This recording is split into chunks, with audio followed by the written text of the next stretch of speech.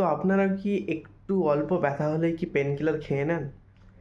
এই pain killer খাওয়ার অনেক সাইড এফেক্ট আছে। আমরা বাঙালিরা বিশেষ করে এই ভুলটা করে থাকি। অল্প একটু কোনো ব্যথা হলো কিনা পেন কিলার খেয়ে নিই। তো এই পেন কিলার খাওয়ার অনেক সাইড এফেক্ট, ক্ষতিকর সাইড এফেক্ট আছে। যেমন হচ্ছে যদি আমরা পেন কিলার খাই তো আমাদের কিডনি ফেলিওর, লিভার ফেলিওরের চান্স থাকে।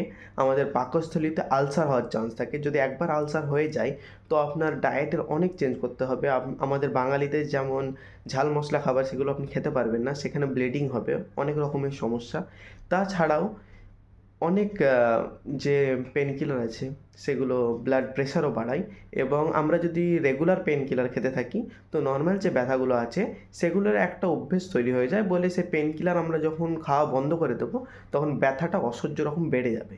তো এরকম অল্প ব্যথাতে পেন কিলার খাওয়া একদমই ভালো না।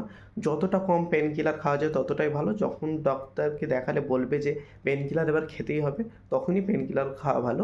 আর অল্প একটু ব্যথা সহ্য করে নেওয়া উচিত। তো আজকের ভিডিওতে এতটাই। লাইক অ্যান্ড সাবস্ক্রাইব করে দেবেন।